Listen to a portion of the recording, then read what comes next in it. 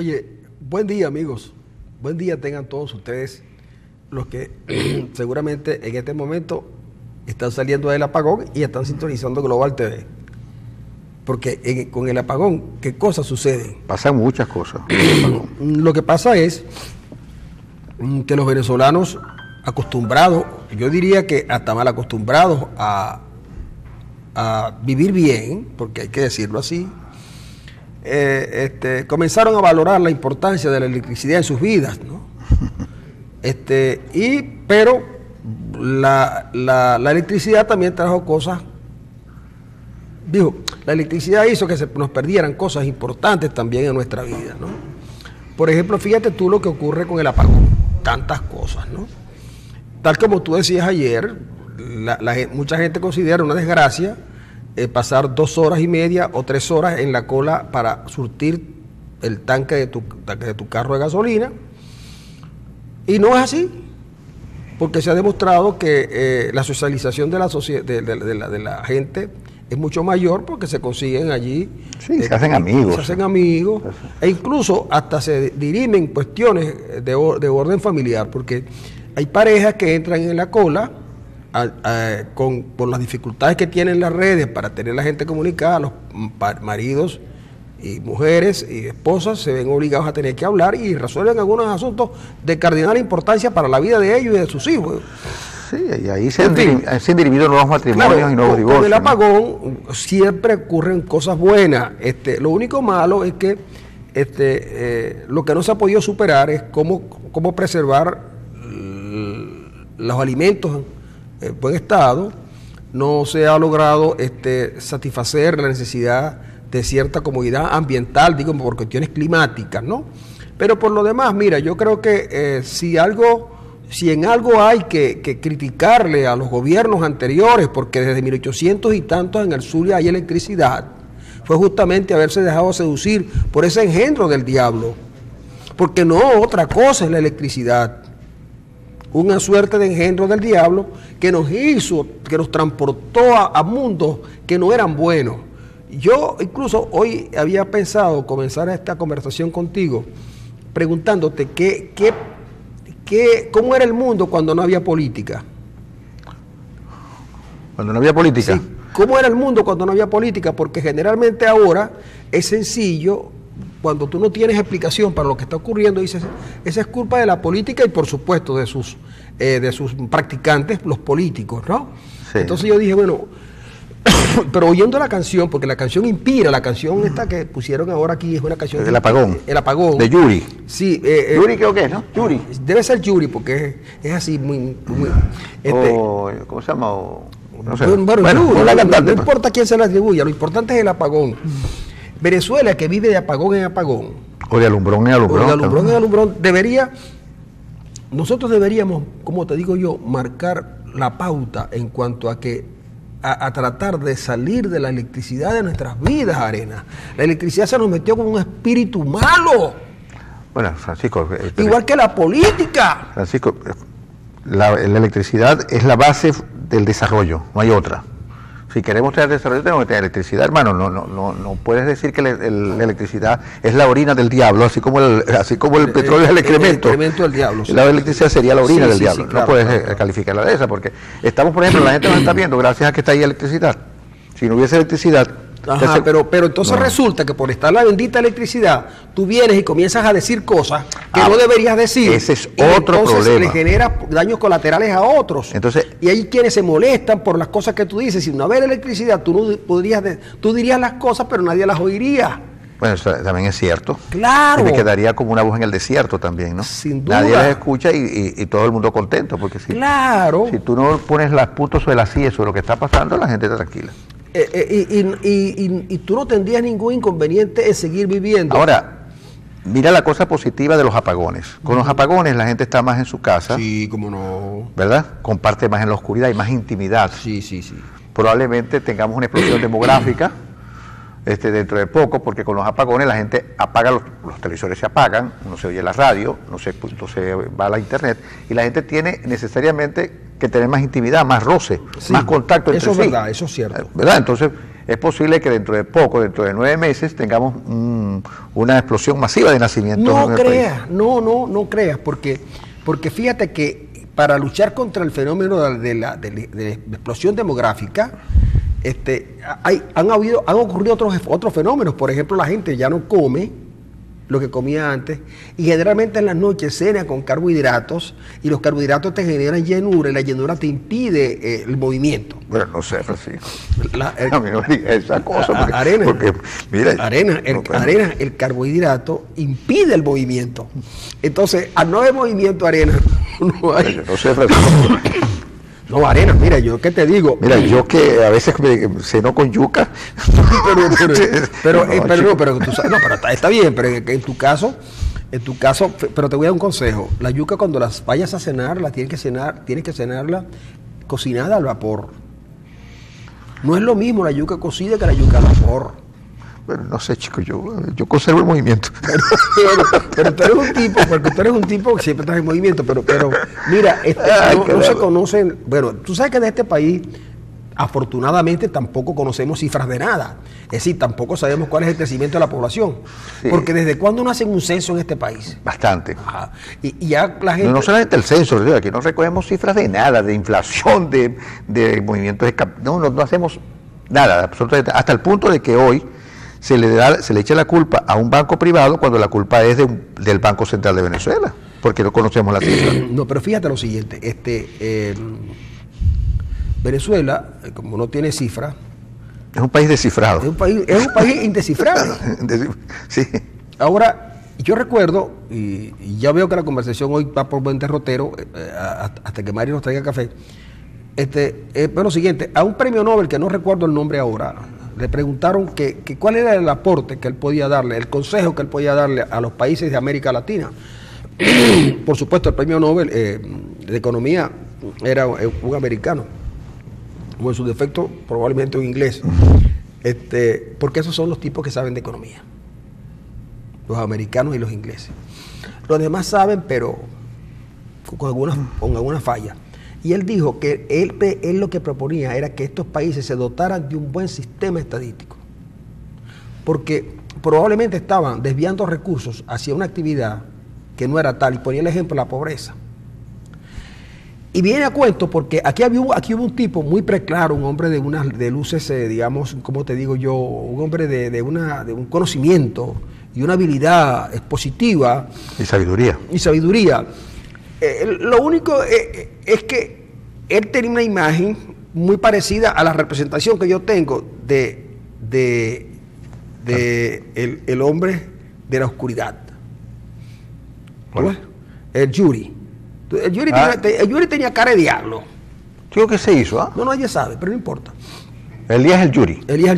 El Yuri decía que nosotros íbamos saliendo de la pobreza. Es más, el Yuri trató inútilmente de inventar algo que se pudiera estudiar por allá, más allá de la pobreza, porque el Yuri, al ritmo que iba a acabar con la pobreza.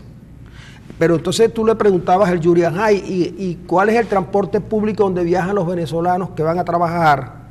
¿Y cuántas las cloacas, los hospitales, todas esas cosas que generalmente son las que permiten que el tipo salga de la pobreza? Porque no es que tú le des una caja clap, pues sería demasiado sencillo. Pero el Yuri se nos fue, ¿tú ves? Pero si aquí hubiera un sistema de estadística confiable, tú podrías decidir hacia dónde van los recursos para poder ser mucho más eficiente en la toma de decisiones. Pero eso no se sabe, porque en el país, desafortunadamente, y ahora yo no me atrevo a decir si desafortunado o afortunadamente, porque a lo mejor estoy ofendiendo, ¿no? Tú sabes que uno cuando ofende, uno ofende a Dios y Dios lo perdona, porque hay tantos confesores en las iglesias los fines de semana que uno comete el pecado, sí. Pero en estos tiempos uno dice algo, ofende a alguien, y puede ir preso y te salen a buscar, sí. o te salen a insultar, entonces yo lo que digo es que uno si tuviera cifras uno pudiera hablar con propiedad, pero fíjate que ayer José Guerra dice que la inflación del mes de abril y que fue de 800 y tanto, ¿no? Y que la anualizada está por 13.000. Pero eso dice también el Fondo Monetario Internacional, dice que tenemos va a haber una inflación anualizada de 13.000 a 14.000%. Pero yo creo que hay evidencias de eso, Francisco, porque tú vas a comprar hoy un cartoncito de huevos, de 30 huevos, y te cuesta 1.600.000, y hace 4 meses te costaba 800. Entonces, bueno, tú ves allí, hay evidencias empíricas que te demuestran que la vida en Venezuela se ha hecho poco menos que insoportable, porque no hay manera de hacer rendir tu salario al costo de la vida. Incluso se habla de hasta de 75 millones de bolívares que cuesta la cesta básica alimentaria.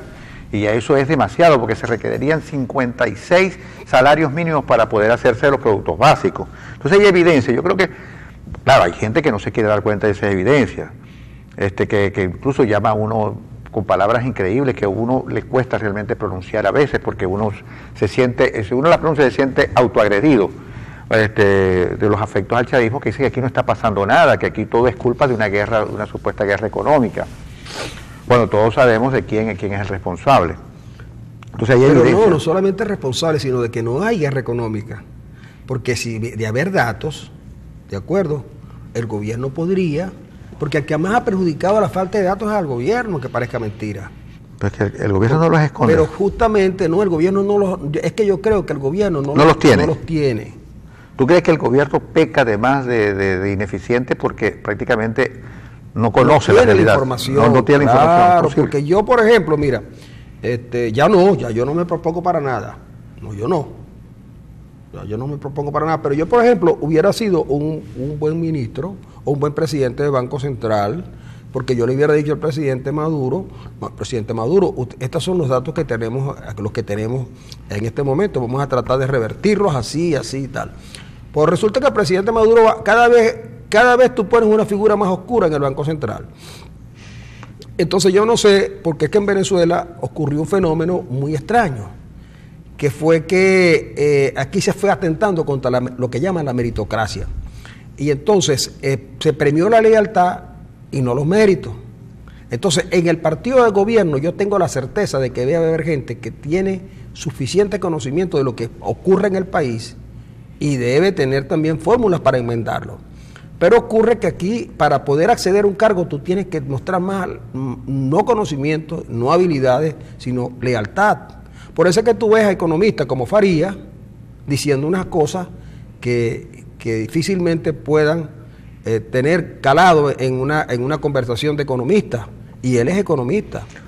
Sí, yo hasta creo que él estudió otra cosa en la Unión Soviética y le dieron el título de economista.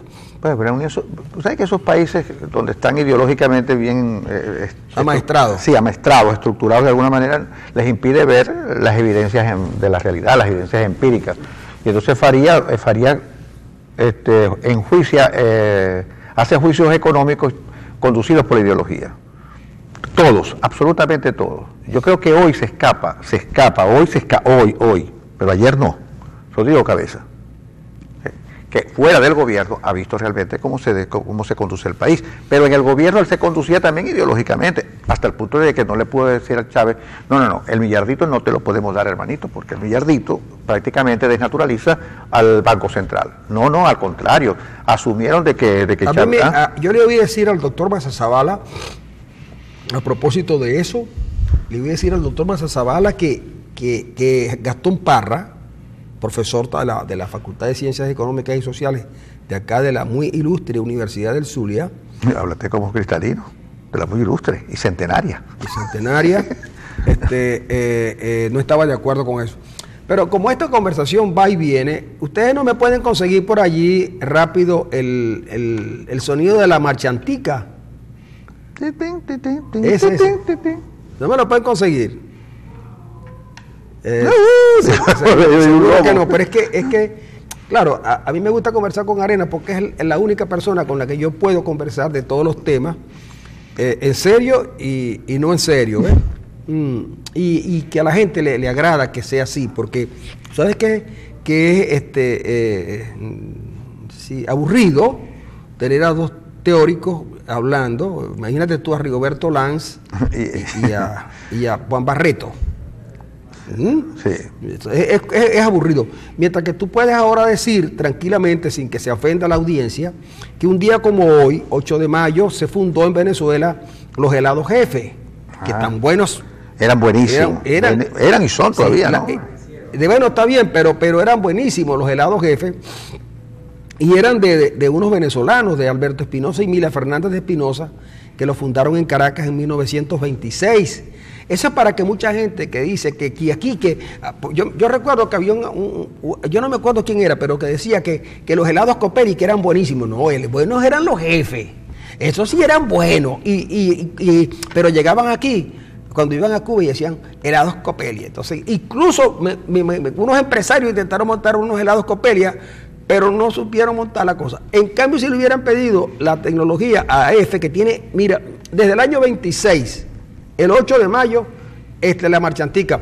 Y es como, claro, no estamos en tiempos de tecnologías muy avanzadas, no podemos tener ¿Es posible que lo podamos tener? Pero es posible que sí, quizás que sí, pero a lo mejor lo conseguimos en YouTube, porque ahí sí debe estar.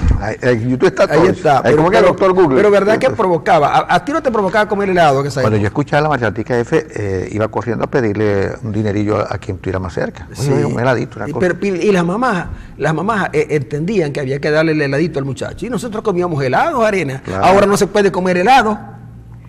Porque un helado cuesta 4.000 bolívares, 4 millones de bolívares, sí. 2 millones de bolívares. Mira, el helado de 3 sabores. Ajá. De 3 sabores. ¿Tú sabes cuál es? Que viene una Sí. 16 millones de bolívares. ¿Cómo? 16, costaba hace un mes 16 millones de bolívares. El de 3 sabores. ¿Cómo? El mantecado, el de fresa y el de chocolate, 16 millones de bolívares hace un mes. Ahora debe estar en 32 millones o en 60, no sé. Así. Bueno, por eso fue que desapareció la marchantica, porque qué padre de familia puede tener 16 millones para entregárselos al polero. Imagínate, el que oiga la marchantica le puede dar un cogotazo. Claro. ¿Ah? Bueno, para que tú veas. No sé, una cumbia.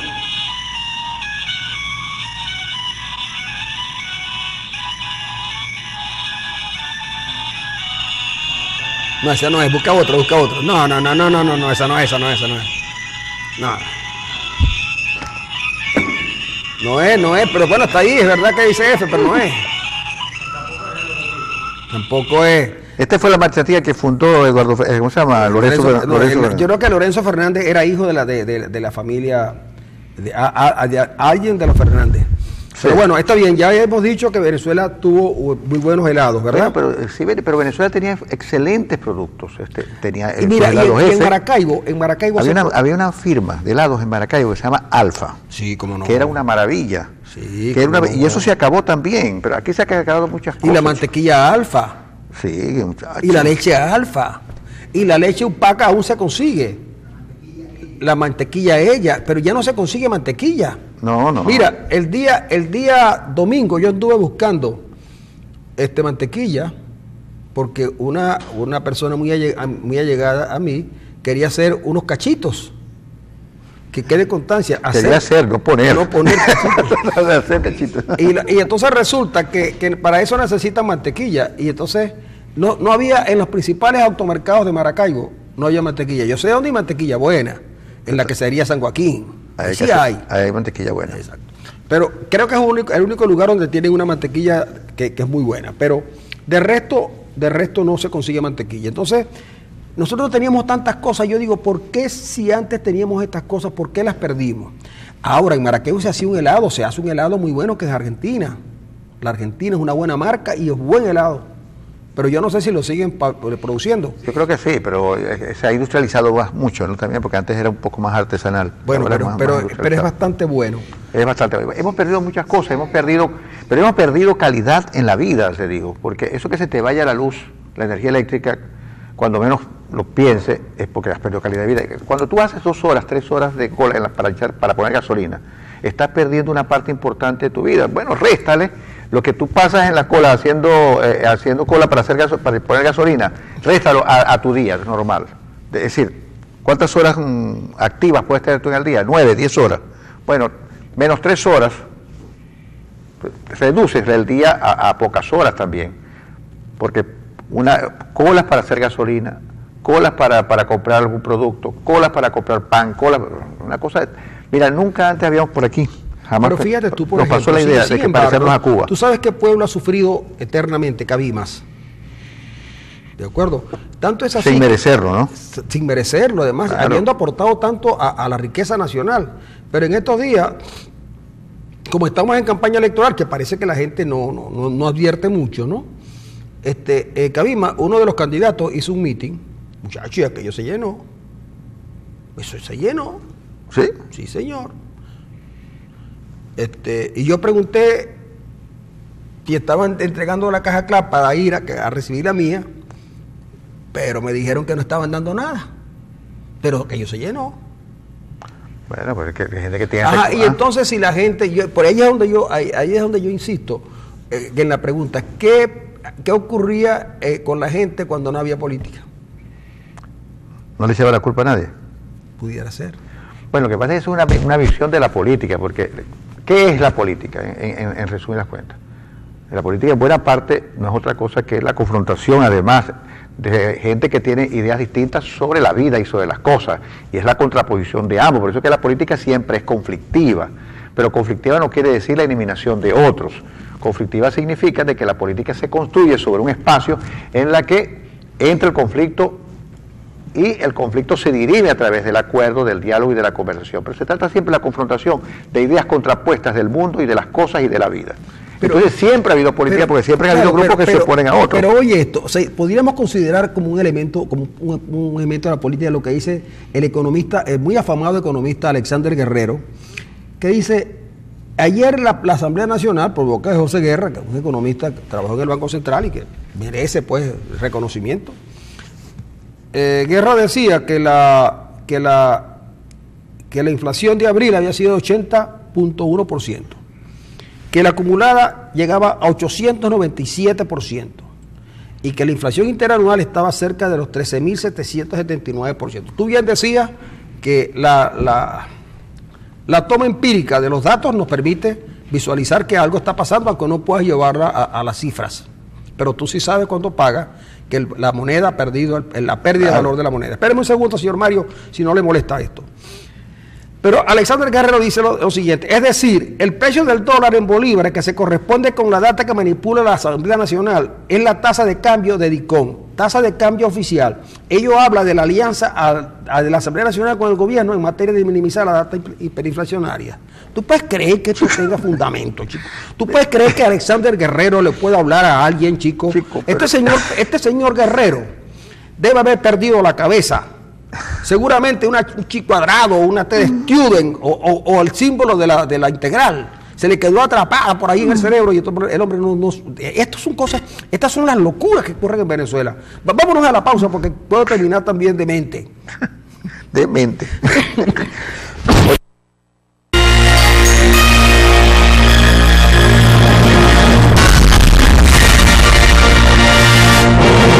Amigos, aquí nos preguntan a nosotros cosas que nosotros no estamos en capacidad de contestar. Y una de esas preguntas es, ¿dónde está Julio Borges? Yo solo puedo decir que Julio Borges está en el exterior haciendo labores que probablemente desde Venezuela no puede hacer. Pero en algún momento le podrán preguntar a Borges. La otra pregunta es, ¿qué es de la vida de Henry Ramos? Está callado. Ramos tiene salidas esporádicas, pero su partido, creo que siguiendo en la línea de no votar, no vota y tampoco dice nada. Y por último nos preguntan qué es de Capriles. Y yo no sé, yo escribí un tuit hace unos días atrás señalando que era cuestión de que habían rumores extendidos que señalaban que Capriles podía apoyar a Henry Falcón en las próximas horas. Eso no ha ocurrido. Como también señalé que un exgobernador del estado Zulia también estaba en posición de apoyar a Henry Falcón, que como todos ustedes saben ha venido recibiendo apoyos graneados de alguna gente que se suponía que en un principio estuvieron en el modo informativo y después decidieron ir a participar. Por ejemplo, ayer lo hizo Vicente Bello, no sabemos si también creo que lo hizo Alonso Moleiro, un periodista muy respetado. Moleiro también lo hizo. Y creo que Luis Vicente León también. No sé si Luis Vicente León, pero él que escribió unos escenarios, no lo puedo decir. Pero lo cierto es que yo me niego a creer que que la pelea que hay entre los que dicen que desde la oposición no se debe votar y los que apoyan a Falcón, que muchos apoyan a Falcón porque es el voto, apoyan el derecho a votar. Y Falcón, la gente lo diferencia de Maduro, sin duda no hay comparación entre Maduro y Falcón, excepto que uno quiera hacerlas, no la hay. ¿Por qué Falcón se retiró del gobierno cuando el gobierno estaba bien? Sí. No va a volver ahora hay gente que va a votar efectivamente, va a votar por Falcón porque va a votar contra Maduro. Sí. Obviamente, ayer me lo decía una señora, yo obviamente voy a votar contra Maduro, me decía una señora que vive justo frente a mi casa. Ayer yo leí un artículo bien interesante de Barrera Tisca, que dice que no va a votar, pero sus argumentos están dirigidos no a cuestionar la figura de Falcón. Yo creo que es uno de los pocos que lo ha hecho, no a denigrar de la figura de Falcón, sino prácticamente él se desliza hacia la institucionalidad que organiza, que legitima el voto como institución. Es a donde él se dirige. Él dice, sobre Falcón no dice nada, dice, bueno, Falcón tiene su proyecto, tiene un personaje así, pero él prácticamente de quien pone duda es del sistema electoral venezolano. Dice que aún ganando Falcón, él pone en duda de que la victoria se le sea reconocida por la institucionalidad que es controlada por el gobierno.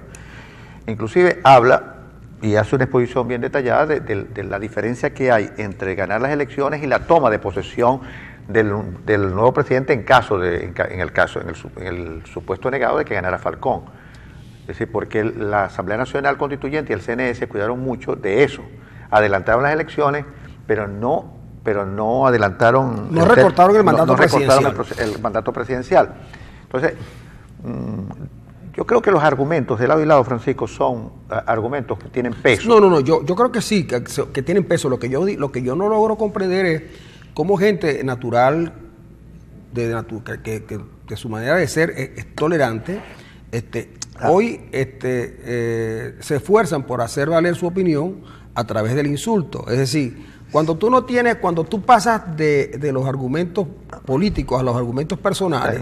No tiene sentido. Entonces, claro, y entonces a veces uno quisiera que esto terminara para que el ansia, el deseo de venganza cambiara, ¿no?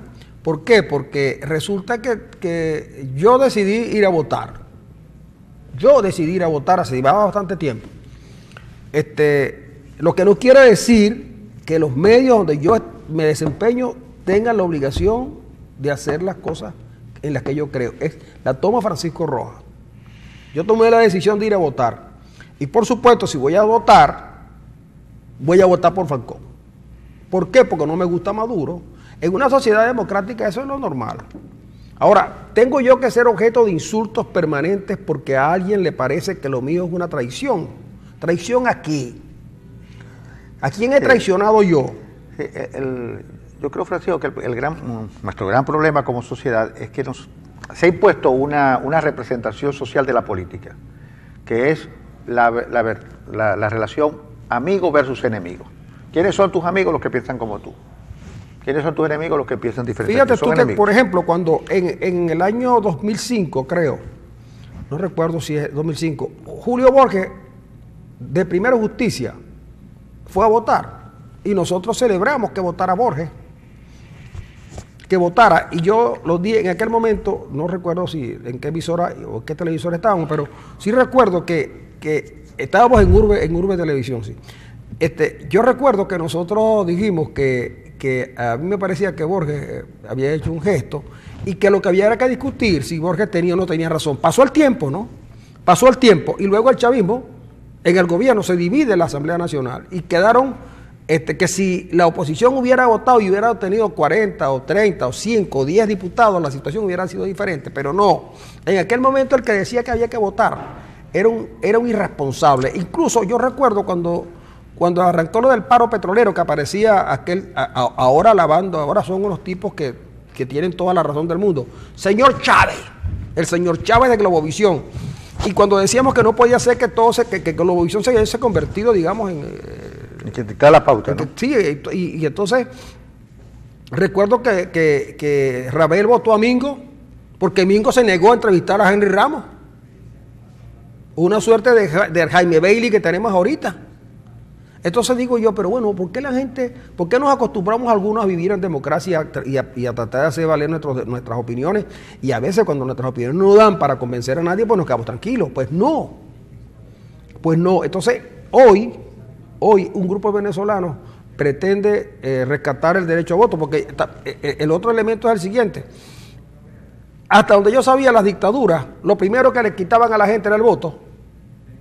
Lo primero. Entonces dicen que esta es una dictadura, pero resulta que quien renuncia al voto son los opositores. No votamos. Hay que votar en las condiciones que sean.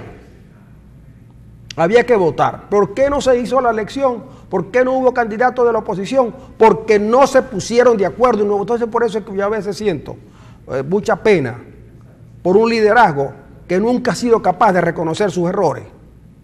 Perdieron las elecciones de gobernadores y no hubo un balance crítico de lo que ocurrió. No lo hubo. O pasan las cosas como la de Rosales. Rosales viene y va a una elección con Guanipa. Que quede constancia, yo no fui en las elecciones que no voté fueron las primarias, porque ni me gustaba Guanipa ni me gustaba Evelyn. Pero fui a votar por el que ganó. Rosales quitan a Guanipa porque Guanipa decide que por sus principios, por su moral y por su política, él no se acepta juramentar. ¿Tú ves? Y hay una elección convocada, vuelve a convocar a la Asamblea Nacional, que se convierte, que coge todos los poderes menos el del Ejecutivo. Y entonces decide que hay una elección para sustituir al presidente, al gobernador que no quiso tomar posesión. Rosales participa en esa elección. ¿Ah? Rosales y su partido participa en esa elección, no solamente en Maracaibo y en el Zulia, sino en toda Venezuela. Pero entonces Rosales, el mismo Rosales, se atreve a cuestionar y a criticar a dirigentes de su partido que ahora van a votar y uno no entiende esto. ¿Cuál es la lógica, digo yo? ¿Cuál es la lógica de unos tipos que ayer estaban de acuerdo en votar y hoy no? Solo lo podemos entender por razones de tipo personal, ¿verdad? Sí, lo que pasa es que, mira, la política también tiene esa cuestión, que en tiempos de incertidumbre todo se confunde. Bueno, tanto hay unos y los que la hacen también están confundidos. Y hay unos que se confunden tanto que están en un partido, se cambian para otro. Bueno, fíjate el caso de Timoteo. Ajá, ¿y qué nombre le pusieron? Eso sí está claro. Cambiemos. Cambiemos. Porque Timoteo se la pasa cambiando permanentemente. Claro. No hay manera de que permanezca 5 minutos en un solo lado. Es más, Timoteo va a igualar a No, todavía le falta. Todavía le falta. Bueno, lo de Timoteo es una cosa que es una radiografía de lo que pasa con alguna dirigencia del sector opositor. ¿Qué le pide la gente a la oposición en este caso? ¿Qué le pide? Unidad. Yo leí antes de comenzar el programa un viejo audio de Betancourt. En esa cosa, como hablaba Betancourt, como uno dice, y yo lo he reiterado muchas veces, hay que volver a Betancourt. Betancourt, en ese discurso, que ojalá que lo pudiéramos poner, pero no lo podemos poner, porque imagínense usted lo que eso significaría poner un audio de Betancourt, una persona que ha sido tan execrada por la izquierda toda la vida. Betancourt ponía su acento en dos cosas. Uno, unidad. La unidad. No hay posibilidad alguna de llegar al poder, de llegar a gobernar si no hay unidad. Y dos, recuperaba la institucionalidad de la Fuerza Armada Nacional Bolivariana, de la Fuerza Armada en ese entonces, que dijo que en el momento donde hubo el gran choque, la Fuerza Armada asumió la posición del pueblo en contra del tirano, en este caso contra Pérez Jiménez. Ese discurso de Betancourt, si usted lo escucha bien, y ojalá que usted pueda tener ocasión de hacerse ese discurso, es sumamente actualizado, porque precisamente pone el acento en los dos aspectos que la oposición no ha podido resolver. La unidad. Obviamente no tenemos una oposición unida, es decir, imagínate, cada sector de la oposición tiene un particular proyecto de vida y un particular proyecto de sociedad que no concuerda con el que tiene otro. Entonces, imagínense así, tantos proyectos, N proyectos, no hay manera de congeniar un proyecto de orden. Un proyecto de orden, porque lo que nos ha dado el chavismo es un proyecto de caos, un proyecto de desorden, un proyecto de inestabilidad permanente. hay que proponer un proyecto de orden social. Y de orden permanente, de orden durable, de estabilidad durable, de una sociedad aburrida, pues si se quiere. Yo clamo por el aburrimiento y no esta cosa que nos mantiene en zozobra todos los días. Eso es lo que hace falta, pero para eso es necesaria unidad y que la oposición se ponga de acuerdo. Es decir, no es posible que los sectores que se oponen a Falcón denigren de Falcón y que los sectores que apoyan a Falcón denigren de la abstención, y los dos tienen argumentos de peso para señalar por qué una y otra son legítimas. Pero pónganse de acuerdo, únanse. De esta situación hay que salir como de lugar, porque el país no aguanta más. El país no aguanta 6 años. En esta situación no lo aguanta. El país tiene que producir un cambio. Pero alguien me dijo que sí, porque la referencia más cercana que tenemos es que no hay mal que dure 100 años. O sea, que en 100 años sí todo se va a resolver. Bueno, pues imagínate. Pero tú sabes que eso es una metáfora, porque 100 años en verdad quiere decir, ¿sabes cuánto? ¿Cuánto? 20. Bueno, lo cierto es que los venezolanos que no aguantan los 100 años se van. Los que no tenemos, yo sigo empeñado en tratar de conseguir en el árbol genealógico de mi familia alguien que me permita presentar a las autoridades de otro país. Ya estoy ahorita por las Islas del Caribe, porque a mí me dicen que un tío mío le gustaba tocar bongo. Entonces, pues, siguiéndole la pista al bongo, me dicen que el bongo empezó a tocarse en Cuba y que probablemente mi tío haya tenido una influencia cubana. Entonces, no, pero es que para Cuba no me puedo ir. Entonces, chicos, la gitana por un lado. La ruta del bongo me lleva a Cuba, entonces, pero a Cuba no me quiero. Fíjate tú que hay mucha gente que estuvo en el gobierno, porque también esto es que el venezolano es para coger palco. Mucha gente que estuvo en el gobierno disfrutando, gozando e incluso maltratando gente. Chicos, se van ahora exiliados y llegan a decir, es que en Venezuela no se puede vivir. Sí. Hay montones. Hay una señora que era chavista y hasta sacó una canción y se hizo popular. Incluso mucha gente le dice, porque ustedes no se van para Cuba, es que allá tampoco se puede vivir, es como Venezuela.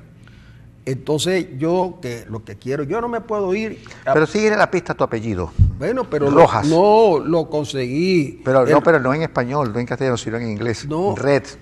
La Media Roja de Boston. No, ni de broma. Llego y le sigo la pista al Red. Son los Media Roja de Boston. No, ni de broma. Y ahora que los Yankees están ganando, ni de broma. No, señor.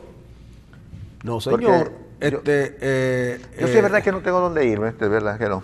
No. Yo me quedo aquí. Yo voy a ser ¿cómo se llama? Como el cantante. Carlos Baute. Carlos Baute. Yo no me voy de Venezuela y fue el primero que salió corriendo. Sí, pero Carlos Baute se fue por otras razones. Pero yo digo que de cualquier manera, usted, no importa dónde viva usted, no importa de qué clase social y de qué clase religioso, usted lo que tiene que empezar a buscar en su árbol genealógico, si usted tiene algún emparentamiento con alguien del exterior. No importa que sea de Cundinamarca, no importa que sea de Cúcuta, ¿de acuerdo? No importa que sea de Riohacha o de Maicao. Si es de Cúcuta, mejor, porque Cúcuta es una ciudad... Sí, Cúcuta hoy es Venezuela. Claro.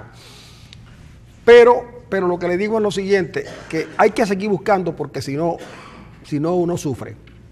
Pero lo que quería contarte, Arenas, es que ayer en el Departamento de Estado, el señor Pence, que te voy a dar este dato, mira, Pence habló ayer con el presidente de los Estados Unidos y tengo la impresión de que algún proceso va a haber en Estados Unidos que va a unir a republicanos y demócratas para mandar al hombre a jugar golf a la Florida, pero ya no con la investidura de presidente. Sí, es posible. Pero Pence ayer habló y le pidió a la OEA implementar con respecto a Venezuela la doctrina Betancourt. Una cosa interesantísima. Pence dijo ayer, a Venezuela hay que sancionarla. Hay que sancionarla y hay que suspenderla. Pero si Venezuela se fue de la OEA. Venezuela no. Claro. Ahí está Moncada después. No, pero no importa, el va y sale. Venezuela no está en la OEA. Venezuela se fue de la OEA. Yo no sé, es que este señor no sabe lo que pasa aquí. Entonces, pero lo que te iba a contar es lo siguiente. Ayer metieron a un ex policía en la lista negra. Sí. El policía, él dice, el departamento, te leo la nota textual, la trae F, dice, el Departamento del Tesoro de Estados Unidos incluyó este lunes en su lista negra a Pedro Luis Martín Olivares, un funcionario del Servicio Bolivariano de Inteligencia, y Hugo Carvajal, hombre de confianza del fallecido Hugo Chávez, A ambos se le acusa de lavado de dinero. Sí, señor. Yo quiero decir con esto lo siguiente.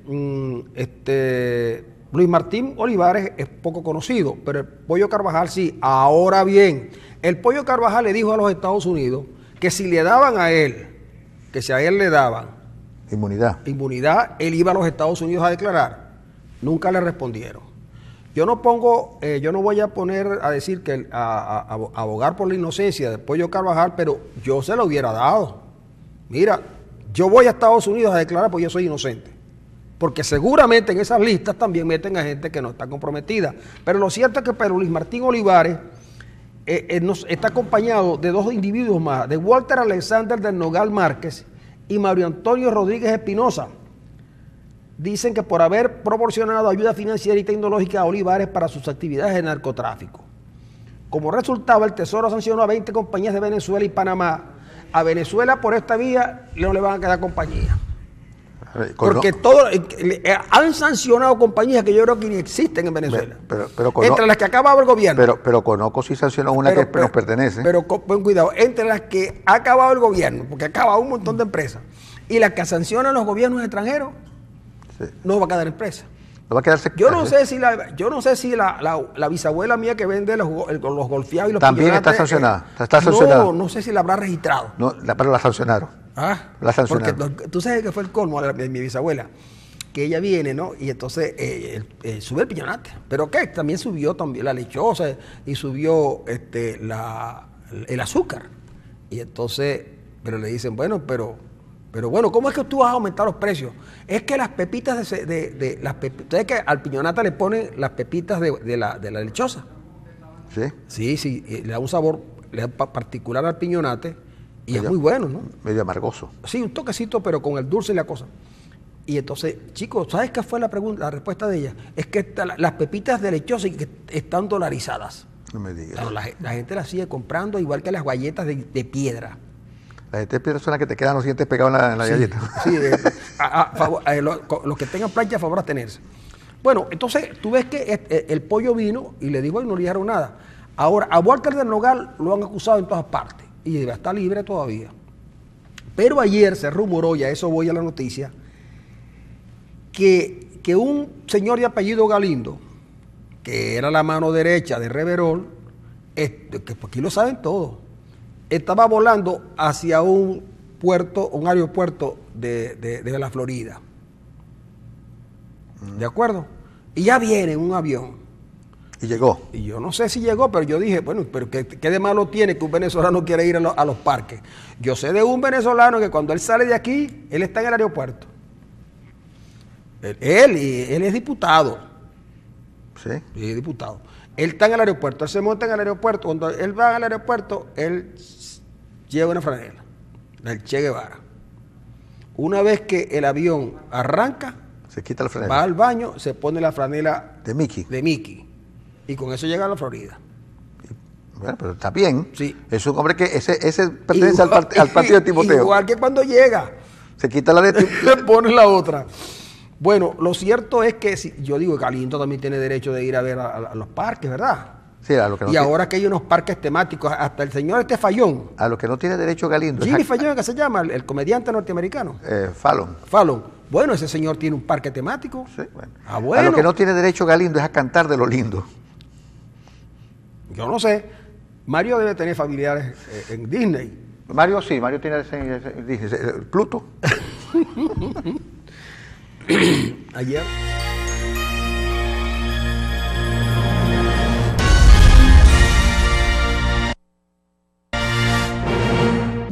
Amigos, seguimos acá en unas son de Rojas y otras son de Arenas. Ya nos queda poco tiempo para marcharnos a la 94.7. Hoy en horas de la mañana habrá en la Facultad de Ciencias Económicas y Sociales de la Universidad del Zulia un evento con Francisco Rodríguez, el hombre del programa económico del candidato Falcón. Allí va a estar acompañado de Alberto Castellano, el doctor Alberto Castellano, es profesor de la facultad y creo que es el presidente de la Academia de las Ciencias Económicas del Zulia. Allá van a estar disertando sobre las opciones de dolarizar la economía venezolana. Allí van a estar profesores y miembros de la academia conversando con Francisco Rodríguez sobre este tema que ha puesto en campaña el candidato Falcón. Y no, mira que yo creí que esa era una propuesta que circulaba solamente en las élites, y mira que ayer me comentaban que no, que la gente ve con interés la dolarización de la economía porque todo está referido a dólar. Porque yo creo que de facto la economía está dolarizada. Está dolarizada, pero lo que no, los precios se dolarizan, pero los ingresos no. Fíjate tú que a principios de la semana pasada, hará como 2 o 10 días más o menos, alguien iba a reparar la caja de velocidad de su vehículo, y el precio de repuestos, aceite y mano de obra lo tenía a cerca de los 60 millones de bolívares. Ayer, por las vicisitudes que estamos viviendo, el precio sube a 120 millones. Entonces, y lo que le dicen es, o pagas hoy. Y si pagas mañana son 80. Sí, pero la cosa es, incluso, yo no quería caer en la cuestión, pero cuando yo voy a hacer unos talonarios, ¿de acuerdo? Para los pagos y las cosas, la señora dice, son 1,5 millones hoy, y se los sostengo hasta el miércoles. Si no los hace el miércoles, no le garantizo precio ni le garantizo nada. Pues hace ya 8 días, me lo entregó mucho tiempo después. Entonces, ¿cómo planificas? ¿Cómo haces tú para planificar? Y me pregunto yo, ¿cómo hace la gente? ¿Cómo harán los transportistas para arreglar sus vehículos? ¿Cómo harán la gente para hacerle mantenimiento a los vehículos? Sobre todo en carros como el que tienes tú, que el filtro es un filtro diferente a los otros filtros, porque ya no es igual. Entonces, en la retrospectiva uno dice, bueno, antes las cosas tú podías hacerle mantenimiento a tu vehículo, pero en 3 meses no puedes. Entonces, ¿por qué? Por el bendito dólar que marca los precios, pero no es capaz de marcar los salarios.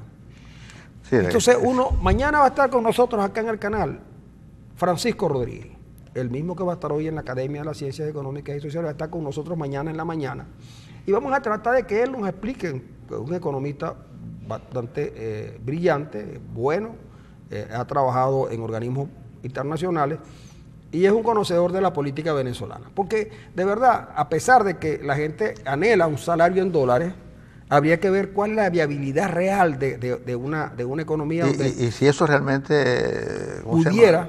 Ahora, ¿cómo hacer para que es positivo para el país o no, ¿no? ¿Cómo hacer para parar la hiperinflación? Porque hasta donde nosotros vemos, yo veo al gobierno y yo digo, bueno, ellos saben que tienen este problema.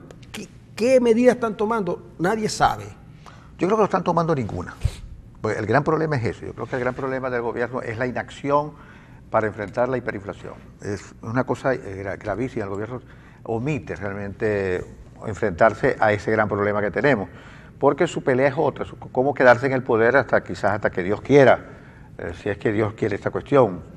Pero yo creo que el gobierno hace muy poco para enfrentarse. El gobierno se conduce ideológicamente y por supuesto no le interesa para nada, absolutamente para nada, lo que están viviendo los venezolanos y la situación económica. Es decir, tienen otra esfera de intereses y todo lo demás.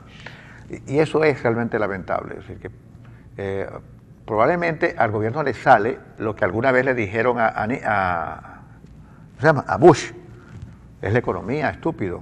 Probablemente eso le sale, porque la verdad es que el gobierno anda por un lado, la economía anda por otro, y solamente la articulación entre el gobierno y la economía, discursivamente hablando, es decir, que aquí hay una guerra económica.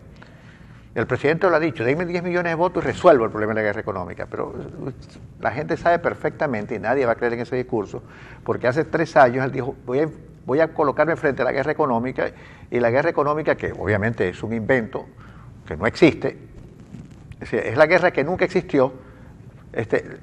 Lo que hay es hiperinflación, escasez, desabastecimiento, le ha ido ganando la pelea al gobierno, El gobierno es incapaz de resolver ese problema. Sí, pero fíjate tú, Arenas, que yo te voy a leer una nota que trae acá Noticiero Digital, que tiene que ver mucho con el cierre de los bancos. La intervención de Banesco. Entonces dice, el presidente de la Superintendencia de las Instituciones del Sector Bancario, Antonio Morales, aseguró que las remesas, y paro en las remesas porque yo recuerdo que Marco Rodolfo, cuando era ministro de Finanzas, una de las cosas que él utilizaba para alimentar al CIMADI eran las remesas. Y uno no sabía cómo era que un gobierno, entonces, que un gobierno que tiene petróleo, que tiene la posición en petróleo más grande del mundo, estuviera pensando que con las remesas se podía alimentar un sistema de cambio. Pues bien, ahora dice que la remesa que reciben los venezolanos a través de sus familiares debe ser bastante elevada para que preocupe al gobierno, o parientes en el exterior, deben ser canceladas de acuerdo a la tasa de cambio establecida por el Banco Central de Venezuela, por medio de la subasta del DICOM. Reiteró que solo las casas de cambio autorizadas podrán procesar este tipo de transacciones, pero ¿quiénes cerraron las casas de cambio? Ellos. Por lo que recordó que de acuerdo a las declaraciones del presidente de la República, del vicepresidente de la República, Tarek El Aissami, se estarán estableciendo nuevos locales legales para tal fin. Morales dijo que se espera que para las próximas semanas ya entren en funcionamiento estos locales que se regirán bajo otro esquema más competitivo. Denunció que la sección de remesas a través del precio del dólar paralelo fomenta la inflación y contribuye a la guerra económica. O sea que quien está creando la inflación son las remesas. Son las remesas, es un problema monetario de verdad. Pero fíjate, eso es una cosa que no tiene ninguna utilidad. Si no enviaran las remesas, no había problema económico. El problema es que eso es una decisión totalmente inútil del señor Morales, porque la gente no tiene por qué enviar las remesas directamente a través del banco. A través del banco, porque si tiene sus cuentas en Estados Unidos, los ponen allá y aquí se los compran a las cuentas. Entonces yo te pongo el dinero a ti y tú aquí me das los bolívares y tú la pones en una cuenta electrónica en Estados Unidos. Exactamente. Así que o me das los dólares en efectivo. Exactamente. Eso no tiene ninguna incidencia. No tienes que ir obligatoriamente. Ahora, ¿por qué la tasa de ICON? Ahora, ¿sabes lo que te iba a decir? Si los venezolanos que envían sus remesas a los venezolanos que están aquí, los cambiaran ¿cómo se llama? Al precio de ICON, del dólar, quedarían en las mismas y por debajo de un salario mínimo inclusive. Obviamente el venezolano lo vende en el mercado paralelo porque es la única manera que tiene para sobrevivir, porque si no, no pudiera hacerlo. Entonces fíjate lo siguiente, las personas no enviaban las remesas por canales regulares, sino que se buscaban a alguien con una cuenta en Banesco. Desde afuera le daban $100, lo cambiaban al dólar ilegal y lo entregaban a la familia, aseguró el presidente de Sudeban. Claro, preferían cambiarlo ahí porque eso es lo racional. Es lo racional. Si hay leyes en Venezuela que lo impiden, crearon el delito cambiario, crearon un montón de cosas y sin embargo la gente buscó la manera de hacerlo. ¿Por qué? Porque si tú tienes $100, tú buscarás manera de no entregárselo al gobierno. Porque eso es lo que ha pasado. ¿Qué ha pasado con la deuda comercial? Que el gobierno tiene que haberle pagado a las empresas que producían en Venezuela, que traían insumos en dólares, liquidaban en bolívares, tenían bolívares y el gobierno no le daba los dólares para repatriar los dólares que tenían que pagar. Eso le pasó con las líneas aéreas, ¿no? Pasó con las líneas aéreas y pasó con la farmacéutica. Y hoy no tenemos medicamentos por eso. Ahora, entonces dice, justificando así, la razón por la que esto está ocurriendo era que Banesco hacían eso, es decir, tú le entregabas la plata y Banesco te entregaba el dinero. Los dólares no entraban a Banesco. No entraban a Banesco los dólares estaban en la cuenta del que los vendía. Si a ti te mandan $100, tú tenías dos opciones, o buscas a uno particular que te lo compra y te da tú lo que quieres que te pongan en tu cuenta el efectivo o la cantidad que te la pongan en tu cuenta. Es decir, no es fácil. Y el gobierno quizás pretende con esto, alguien le hizo creer que esto estaba desestabilizando la economía. No, lo que está desestabilizando la economía fueron las malas políticas económicas. Lo que desestabilizó la economía fue acabar con la producción agrícola, con la industrial, con el comercio. Sí, lo que acabó fue acabar con PDVSA y con la siderúrgica. Y lo que acabó con el sistema financiero fue justamente todas estas cosas unidas que nos han llevado a tener una economía que no funciona por ningún lado. Entonces son medidas punitivas. Entonces meten preso a los directivos de Banesco para castigarlos. ¿Por qué? ¿Por qué delito? Pues. Y son delitos graves los que se están cometiendo. Veremos al final de esta película que no ha terminado todavía, pero que está por terminar. Que está por terminar porque no se pueden tomar tantas medidas erradas. ¿Ustedes creen que después de la intervención de Banesco, aunque es siendo puertas abiertas, es posible que la gente siga teniendo confianza en el sistema financiero? No sé, te digo sinceramente que cada vez se toman medidas mucho más... Bueno, entonces es la razón que digo yo. Yo de verdad que yo una vez en una clase le digo a los estudiantes de mi curso, le digo, yo le voy a dar $1 millón a cada uno.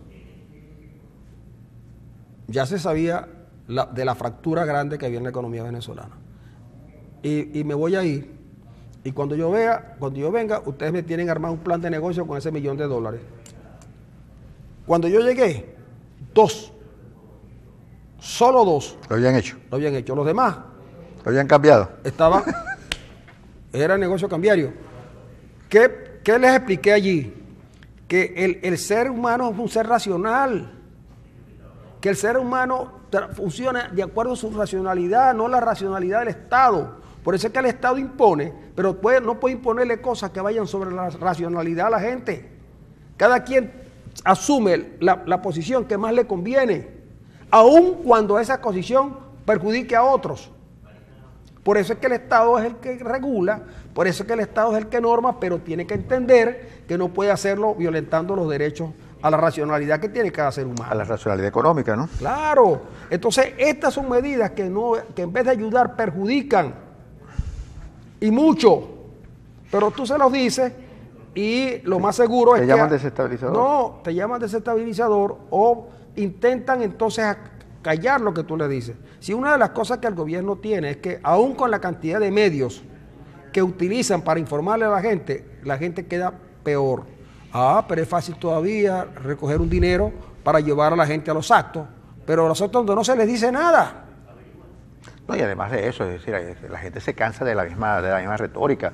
Es decir, el hijo de Chávez, el hijo de Guaicaipuro, la gente no le va con eso. Por cierto, que hay una denuncia importante que la hace un diputado boliviano, importantísimo, y que le está pidiendo a Evo Morales la investigación de las aseveraciones que se hace en un libro cuyo autor se llama Leonardo Coutinho, brasileño, que escribe un libro que se llama Hugo Chávez, el espectro, donde denuncia vuelos de la Fuerza Aérea Venezolana y Boliviana llevando drogas de Bolivia a Venezuela.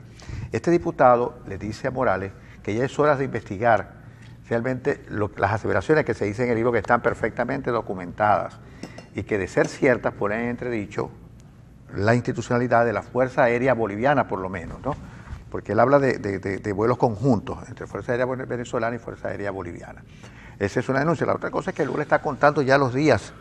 Está contando los días que ya tiene un mes para salir libre, le faltan 12 años. Sí, lo cierto es que si algo es un componente explosivo hoy en el mundo, es la unión de terrorismo con narcotráfico. Bueno, por cierto, hay otra denuncia importante, Francisco, que es la denuncia que hace ABC hoy. Sí, pero partamos de que ABC tiene intereses. Sí. ABC es un medio que tiene un corresponsal en Estados Unidos, que es uno de los hombres más informados que hay en el periodismo norteamericano, que es Emil Blasco. Sí.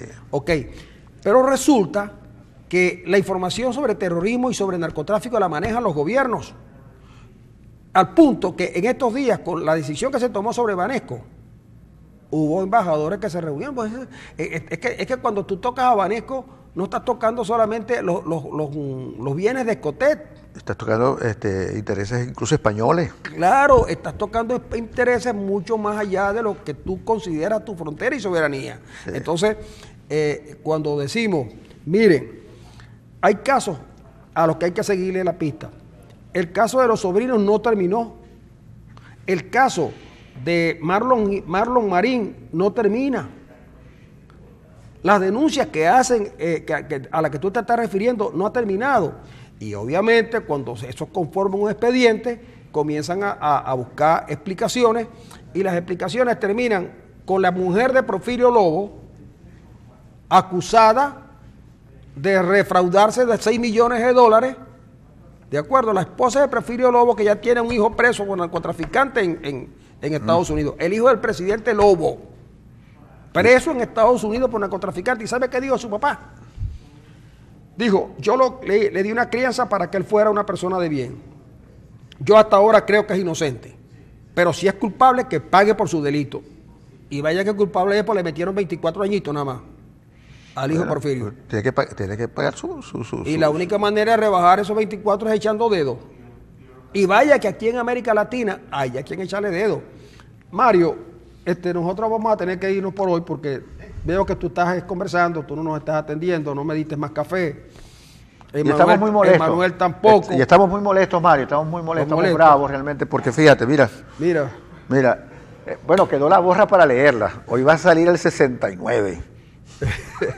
Esto es lo bueno del café que hace Mario, que queda con borra. Queda con borra. Sí, aquí dice que va a salir el 66. Bueno, vamos a Manuel, terminen este programa porque llegó Vamos a mí, que es el productor, y nos vamos a reunir con él para producir los próximos 20 años del programa.